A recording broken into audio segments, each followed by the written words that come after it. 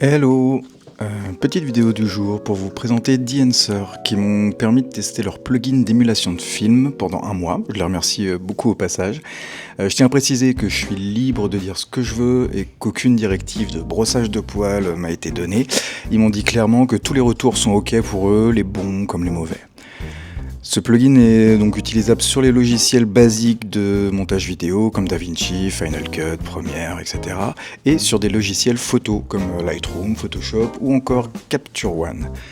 Je vous montre ici sur DaVinci, donc une fois que vos réglages de base sont effectués, vous allez dans l'onglet Color et vous glissez le plugin, très simple. Donc vous avez les options Rec 709, etc. avec les réglages de base et les émulations de films que je vous montrerai avec quelques exemples juste après. Leur site est plutôt bien fourni en tuto pour les réglages et l'utilisation, donc je vous laisse jeter un coup d'œil et comme ça vous ferez votre avis là-dessus. Il y a une soixantaine d'émulations, avec un peu plus avec les mises à jour très régulières du plugin.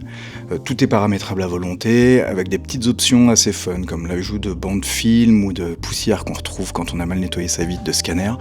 Bref, on peut trouver un intérêt sur un projet spécifique ou une story Insta ou un TikTok. Il y a également possibilité de créer ses propres luttes en plus de celles proposées et de les intégrer en cam. Donc voilà, je vous montre les différents tests de profil que j'ai fait. Perso, je trouve que ça fonctionne assez bien. Après, comme tout est paramétrable, on peut mettre vraiment au goût du jour.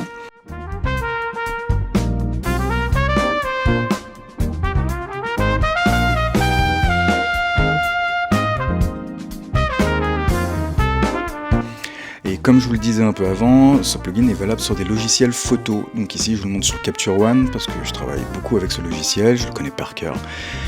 Et ça fonctionne avec le même plugin que Lightroom. Donc voilà, juste à paramétrer avec. Il y a toutes les explications sur le site. Je vous le rappelle, important de faire ces pré-réglages avant de mettre l'émulation de film.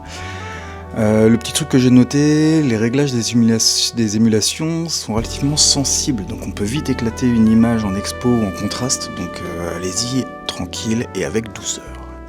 Concernant les émulations, je suis pas convaincu par toutes sur Capture One. Après j'ai tellement l'habitude de créer mes propres profils que ça donne une base, mais pas aussi marquée que ce qu'on va voir ensuite. L'application iOS ici sur iPad Pro, et là je vous avoue que je suis assez fan de l'application pour du post Insta par exemple. Voilà. Donc Dancer offre plusieurs solutions, l'appli pour iPad ou la version online qui reprend les principes de l'appli mais sur ordi, sont des outils indépendants de la version desktop qu'on a vu juste avant, je tiens à le préciser. Je vous montre donc là en mode horizontal, mode paysage, mais c'est possible aussi de l'utiliser en mode portrait vertical selon les photos que vous avez prises. Là encore, une soixantaine de profils, ça offre un large choix de presets, toujours paramétrable à souhait, et là on voit mieux vraiment les profils s'appliquer. Aussi les petits effets d'ajout de poussière, de scratch ou de bande film, c'est assez drôle. Possible d'utiliser aussi avec les apps vidéo iPad, mais malheureusement pas encore sur DaVinci iPad, a priori ça ne saurait tarder. Voilà, donc si ça vous intéresse, je vous mets les liens sous cette vidéo avec mon code promo LUBIN10 qui vous offre 10% de remise valable sur toutes les versions et qui me permet de toucher une petite commission afin de faire vivre le début de cette chaîne YouTube. Donc n'hésitez pas à vous abonner, à mettre la petite cloche, à liker, bref, vous connaissez le principe. Et je publie prochainement une vidéo street traitée entièrement avec Dancer, aussi bien sur la vidéo que sur les photos. Allez, ciao!